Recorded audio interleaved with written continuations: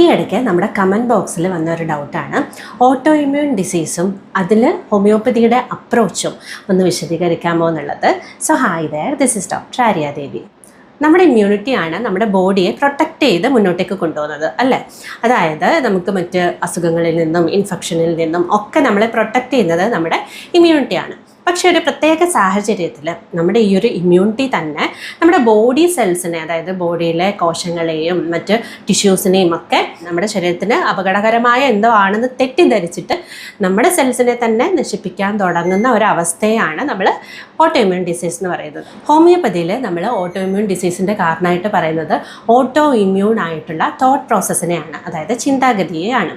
നമ്മൾ പലപ്പോഴും ലൈഫിൽ നെഗറ്റീവായിട്ടുള്ള സർക്കംസ്റ്റാൻസസ് കൂടെ കടന്നു പോകുമ്പോൾ വളരെ ഡീപ്പായിട്ടുള്ള നെഗറ്റീവ് തോട്ട്സ് നമുക്ക് ഉണ്ടാവാം അല്ലേ. അതായത് ഈ ഒരു ലൈഫിൽ എന്തിനാണ് നമ്മൾ മുന്നോട്ട് പോകുന്നത്, അല്ലെങ്കിൽ നമ്മളെ ആരും സ്നേഹിക്കുന്നില്ല, നമ്മുടെ ലൈഫിനൊരു അർത്ഥമില്ല, ഇങ്ങനെ നിരവധി തോട്ട് പ്രോസസ്സ് നമുക്ക് ഉണ്ടാവാം. ഇത്തരത്തിൽ വളരെ നെഗറ്റീവായിട്ട് വളരെ ഡീപ്പായിട്ടുള്ള തോട്ട് പ്രോസസ്സ് ഉണ്ടാകുമ്പോൾ അതിനനുസരിച്ചുള്ള കെമിക്കൽ മാറ്റങ്ങളും നമ്മുടെ ശരീരത്തിൽ ഉണ്ടാകുന്നുണ്ട്.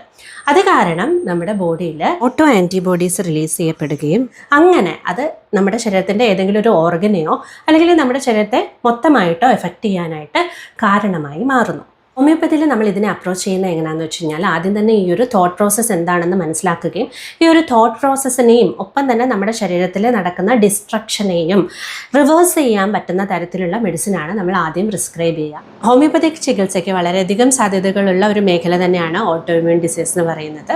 അപ്പോൾ നമുക്ക് വളരെയധികം റിസൾട്ട് ഈ ഒരു ഓട്ടോ ഇമ്മ്യൂൺ ഡിസീസിൽ ലഭിക്കാറുണ്ട്. പൂർണ്ണമായിട്ടും ഈ ഒരു കണ്ടീഷൻ നമുക്ക് ഹോമിയോപ്പതിയിലൂടെ ട്രീറ്റ് ചെയ്ത് മാറ്റാനായിട്ടും സാധിക്കുന്നതാണ്.